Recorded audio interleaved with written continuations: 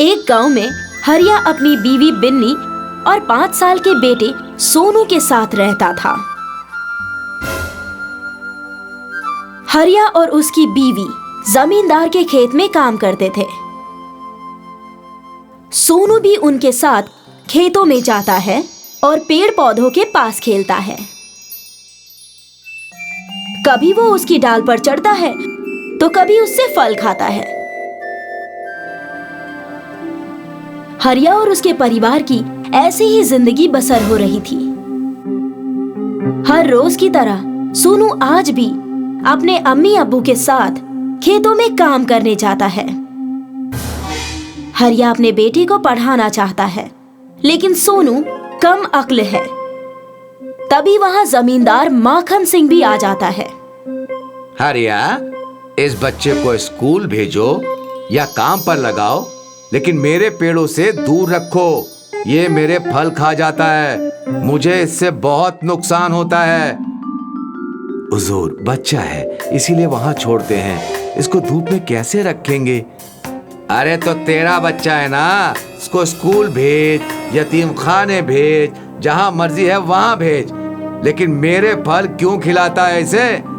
ठीक है हुजूर, वो कल से आपके फल नहीं खाएगा, मैं उसे वहां नहीं जाने दूंगा।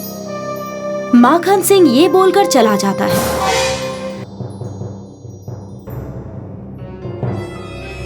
क्या हुआ? तुम इतनी फिक्र में क्यों हो? सोनू को स्कूल में दाखिला नहीं मिल रहा, घर में अकेले छोड़ नहीं सकते और खेत में धूप में रख नहीं सकते। सिर्फ जमींदार के बागीचे का ही सहारा है, लेकिन अब वहाँ भी मुश्किल है। अब सोनू कहाँ रहेगा? मैं स्कूल जाकर एक बार मैडम जी से बात कर लूंगी। अगर वे हमारे सोनू को पढ़ा दें तो। तेरा दिमाग खराब हो गया है क्या? तुझे समझ नहीं आता? जब मास्टरनी जी ने बोल दिया है कि सोनू कम अक्ल है, तो वो इसे नहीं पढ़ाएंगी। अच्छा ठीक है, अभी काम करते हैं, फिर सोचते हैं कि क्या करना है। दोनों जुताई में लग जाते हैं। सोनू आम के पेड़ की डाल पर झूल रहा है और बढ़िया आम खा रहा है। ये आवाज कहाँ से आ रही है? कौन है वहाँ? अरे मैं पेड़ हूँ, जादुई पेड़, और तुम मेरी डाल पर बैठे हो। ये सारे आम तुम्हारे हैं, तुम मेरे सबसे अजीज दोस्त हो। अरे वाह, तुम बोलते भी हो? हाँ मेरे दोस्त, मैं बोलता भी हूँ, और अब से तुम यहाँ रोज आना। पेड़ और सोनू बात कर रहे हैं, तभी वहाँ जमींदार माखन सिंह एक अखबार पढ़ते हुए आ जाता है। भारत में आएगी आलू की मशीन, एक तरफ से आलू डालो और सोना निकालो। अरे वाह, मैं तो इससे बहुत दौलतमंद हो जाऊंगा।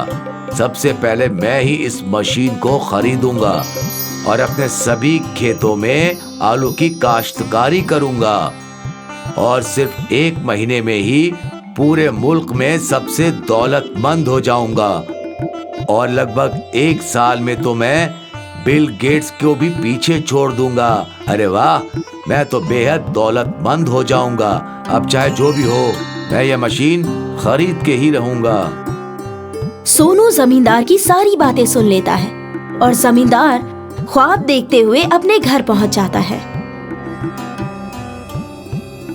सोनू, तू अब तालीम पर तवज्जो दिया कर। जमींदार तुझे अब खेतों में नहीं घुसने देगा। क्यों नहीं घुसने देगा?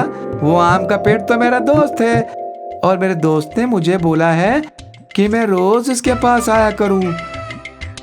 देख ले बिन्नी, मैं कह रहा था ना कि सोनू कम अक्ल है। अब देख ले, पेड़ भी अब बोलने लगा और दोस्ती भी करने लगा। अब्बू, उसने वाकई बोला। सोनू, तू कल से घर पर ही रहेगा।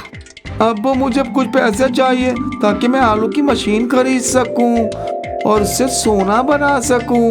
फिर हमें खेतों में काश्तकारी नहीं करनी पड़ेगी और हम भी जमींदार बन जाएंगे।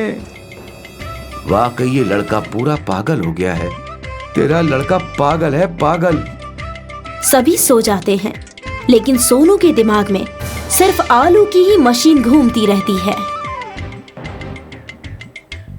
अगले रोज सुबह सोनू उठकर सबसे पहले खेतों में पहुंच जाता है और फिर आम के पेड़ के पास पहुंच जाता है। आओ दोस्त, क्या हाल है तुम्हारे? अगर तुम मेरे दोस्त हो तो मुझे आलू से सोना बनाने वाली मशीन दे दो ना। बस इतनी छोटी सी बात, अरे अभी दे देता हूँ। पेड़ सोनू को आलू से सोना बनाने वाली मशीन दे देता है। सोनू उसे लेकर घर आता है और घर में पड़े एक आलू को मशीन में डाल देता है। लेकिन वो हैरान रह जाता है क्योंकि मशीन से सोने का आलू बाहर आने लगता है। वो खुशी से झूम उठता है और अपने अम्मी अब्बू को बुलाता है। वो भी सोनू की इस कामयाबी पर बहुत खुश होते हैं और कुछ ही महीनों में ही वो बहुत दौलतमंद बन जाते हैं। इस बात की खबर जमींदार को लग जाती है और वो हरिया के घर आता है। देखा हरिया, तुमने मेरे साथ दगा किया है। तुमने मेरे पेड़ से सोने की मशीन ले ली। वो पेड़ मेरे थे, वो मशीन मेरे पेड़ के पास थी, तो उस पे सबसे पहले मेरा हक है।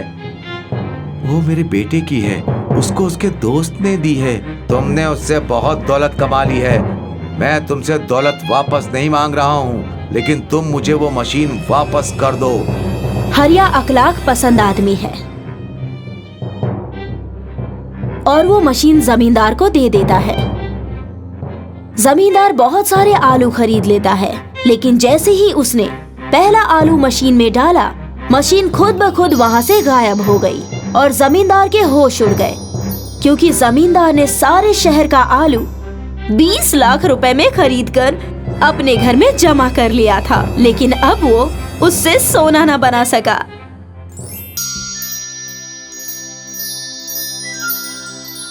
एक गांव में रामू और श्यामू दो पड़ोसी रहते थे। रामू बहुत ही शरीफ आदमी है, जबकि श्यामू स्वभाव से उतना ही बेअदब और झगड़ालू है।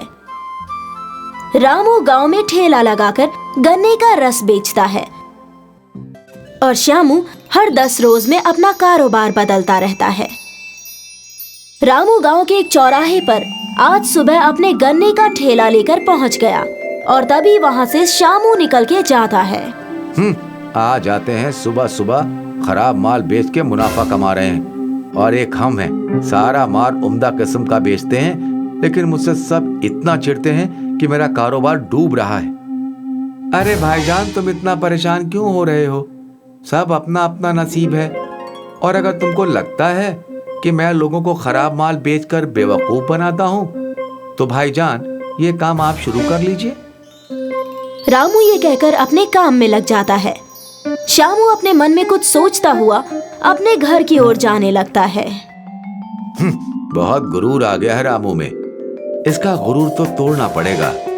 ये रामू समझता है कि इसका कारोबार बहुत अच्छा चल रहा है, लेकिन इसको कुछ पता ही नहीं कि अभी गर्मी का समय है, इसीलिए सब लोग गन्ने का रस पी रहे हैं, और मेरा कारोबार तो दक्षिण भारत का था और वो गांव वालों को बिल्कुल पसंद भी नहीं आएगा। मगर अब से मैं भी गन्ने का रस ही बेचूंगा और खूब सारे पैसे कमाऊंगा। श्यामू खुद की उलझन में ही अपने घर पहुंच जाता है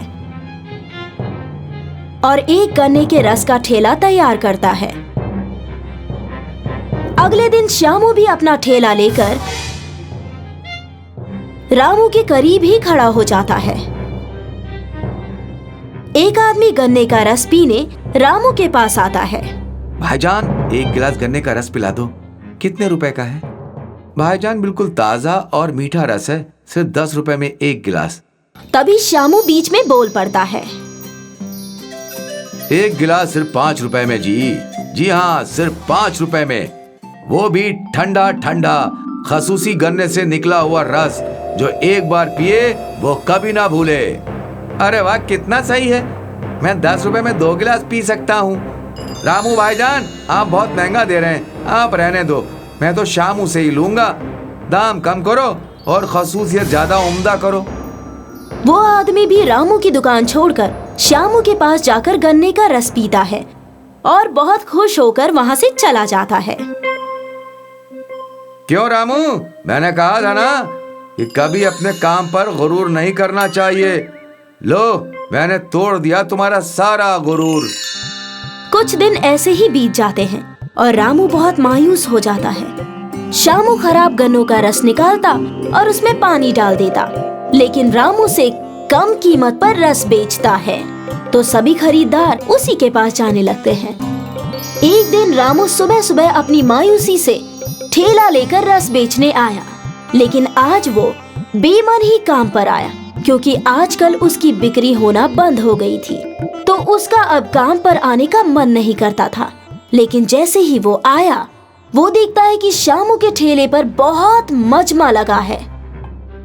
तुमने अपना घटिया माल से हम सबको बहुत नुकसान पहुंचाया है। जिसने भी तुम्हारे यहाँ से गन्ने का रस पिया है वो अब तक बीमार पड़ा है। हम तुम्हें नहीं छोड़ेंगे। सब लोग श्यामू को बहुत पीटते हैं और उसका कारोबार एक बार फिर से बंद हो जाता है। जब मैं मार खा रहा था तो रामू मुझे बचाने नहीं आया। मैं आज ही कुछ ऐसा करूंगा जिसमें रामू भी कल यहाँ गन्ने का रस न बेच पाए। गुस्से से भरा श्यामू कबाड़ में से एक पुरानी गन्ने की मशीन लाता है और उसे रामू की मशीन से रात को बदल देता है। उसे खुद के कारोबार बंद होने का कोई गम नहीं है, बल्कि रामू का काम बंद हो जाएगा उसकी बहुत खुशी है। ऐसा सोचते हुए वो सो जाता है। अगले रोज मुझे ये मशीन कुछ अजीब सी और बदली बदली लग रही है। वैसे इसे कौन बदलेगा?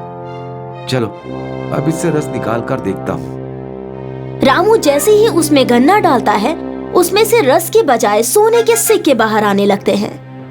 रामू जल्दी ही अपने घर पहुंचा और उसने खूब सारे सिक्के बनाए और उनको पैसों में बदला और शान से जीने लगा। रामू के पास इतना पैसा कैसे आ गया और अब इसने काम करना भी बंद कर दिया है? मालूम करना पड़ेगा। श्यामू पता लगाता है, लेकिन वो सर पर हाथ रखकर बैठ जाता है जब उसे पता चलता है कि कबाड़ से लाई गई मशीन सोना बनाती थी। श्यामू उस मशीन को चुराने की योजना बनाता है। वो मशीन चुराने में कामयाब भी हो जाता है।